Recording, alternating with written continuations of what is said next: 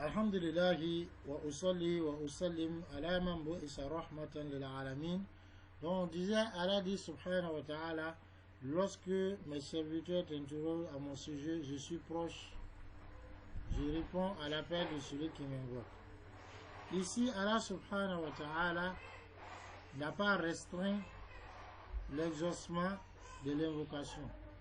Il n'a pas dit, il n'a pas lié ça à sa volonté. Alors que dans un autre verset, il a lié à sa volonté, il dit فَيَكْشِفُ مَا تَدْعُونَ إِلَيْهِ إِنْ شَاءَ. Et il va dissiper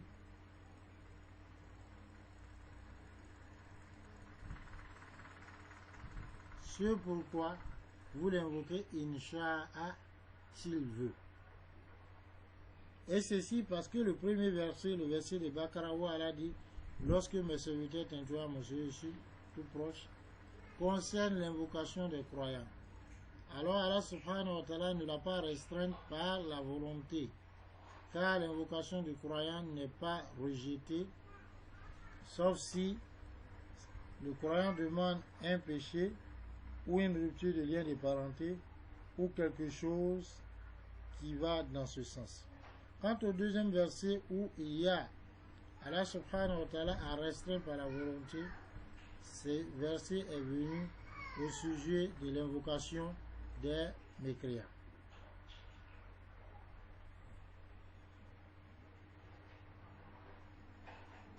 فإن قيل, lorsqu'on on dit ما فائدة قوله تعالى إذا دعاني بعد قوله تعالى الداعي مع أن الداعي لا يوصف بأنه داعي إلا إذا دعا، فقيل لأن المراد بقوله إذا دعاني أي إذا صدق في دعائي إياي بأن شعر بأنه في حاجة إلى الله تعالى وأن الله تعالى سبحانه قادر على إجابته وأخلص الدعاء لله عز وجل بحيث لا يتعلق قلبه بغيره.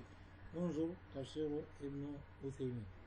Si on dit quel est le profit, l'intérêt à ce qu'Allah dise je réponds à l'invocation de l'invocateur lorsqu'il m'invoque, après sa parole, l'invocation de l'invocateur, alors que l'invocateur, on ne peut pas l'appeler invocateur sauf s'il invoque.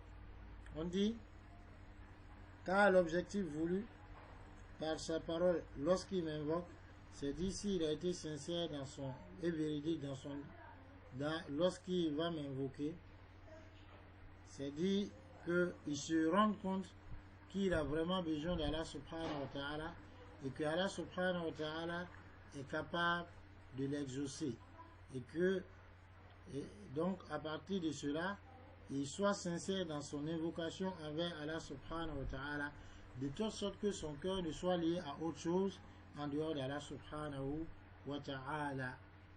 Fin de citation. Il faut voir Tafsir de Ibn Uthaymin. Et voilà pourquoi Rasulullah sallallahu alayhi wa sallam dit invoquer Allah subhanahu wa ta'ala wa antum muqinuna bil ijaba, alors que vous avez la certitude d'être exaucé. Septième joyau, أن إجابة الداعي دعائي تكون عن صحة الاعتقاد وعن كمال الطاعة، لأنه عقب الكلام عن دعائي بقوله فليستجيبوا لي وليؤمنوا بي.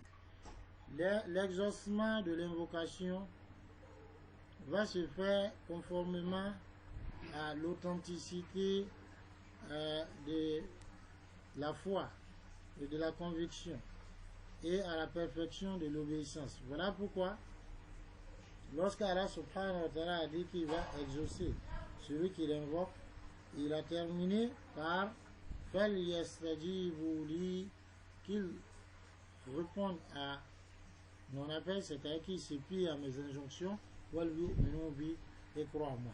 Donc plus on est quelqu'un qui croit à Allah subhanahu wa ta'ala, qui n'associons rien à Allah subhanahu wa ta'ala et qui nous plions à sa volonté, plus l'invocation est à même d'être exaucée, car Allah nous accorde la bonne compréhension. On va voir ici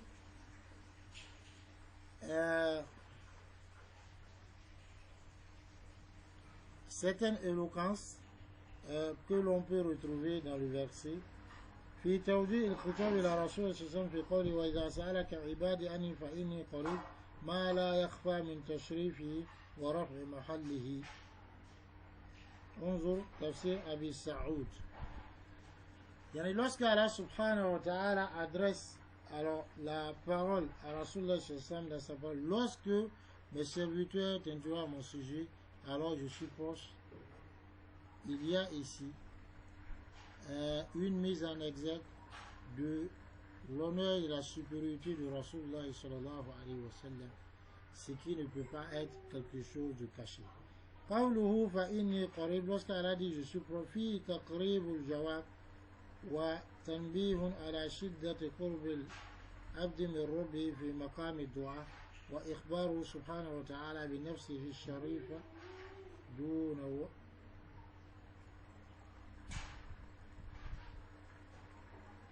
واسطة إشعارا بقربه وحضوره مع كل سائل فقال فإني دون فقل إني فإني لو أثبت قل فإنه لا أثبت قل دعواهم بعدا وليس المقام كذلك وكذلك لكان قول فإني موهما لأن يكون المتحدث غير الله فيحتاج إلى أن يقال إن الله ونحوه. Ici, lorsqu'Allah a dit je suis proche, il y a la proximité de l'exaucement et une indication de la forteresse de la proximité du serviteur vis-à-vis de son Seigneur lorsqu'il invoque. Le fait que Allah subhanahu wa ta'ala lui-même a informé de ce qu'il est proche sans intermédiaire. Et tout ceci pour qu'on se rende compte de sa proximité et de sa présence avec tous ceux qui demandent. Parce que Allah lui-même, il est avec nous là où on se trouve. Mais sa science et sa puissance est avec nous là où on se trouve. Fa'inni, il a dit, fa'inni, je suis certainement, sans dire fa'kul inni, et dit je suis. Alors que dans beaucoup de versets, Allah dit, il t'interroge au sujet des temps, fa'kul, dis cela, dis ceci, dis ceci. Comme c'est beaucoup dans Surat al-Baqarah, ou bien les débuts de Surat al-Anfal, mais ici, il dit, fa'inni, je suis certainement. S'il avait dit Qul, dit, avant de dire je suis, cela allait donner une prétention d'un éloignement. Alors que ici il s'agit de la proximité. Et la parole d'Allah subhanahu wa ta'ala, s'il disait Qul fa'inni, dit je suis certainement, cela donne une prétention de ce que celui qui est en train de parler, il est autre qu'Allah. Alors on aurait besoin de dire fa'inna Allah, dit Allah est certainement ou autre. Donc ici il a dit je suis certainement proche. Fi qawli fa inni qarib, je suis certainement proche. At-ta'kid bi inna li-ta'kid kawnihi ta'ala qariban minhu ma'a kawnihi la yarawnahu. Lorsqu'Allah dit je suis certainement proche, at-ta'kid par inna, donc l'insistance avec adatu at-tawkid en disant inna, c'est une insistance de ce qu'Allah subhanahu wa ta'ala est proche de nous. Et tout cela malgré le fait qu'on ne le voit pas. Unzur Tafsir Ibn Ashur, il faut voir Tafsir de Ibn Ashur. Une autre chose, ختم هذه الآية برجاء رشد بقوله فليستجيبوا لي ويؤمنوا بي لعلهم يرشدون من أحسن الأشياء، لأنه تعالى لما أمرهم بالاستجابة له وبالإيمان به نبه على أن هذا التكليف ليس القصد منه إلا وصول العبد بامتثاله إلى رشاده في نفسه، فلا يصل إليه تعالى منه شيء من منافعه، وإنما ذلك مختص به. انظر تفسير أبي حيان. Lorsqu'Allah subhanahu wa ta'ala a dit, terminer le verset par l'espoir que on atteigne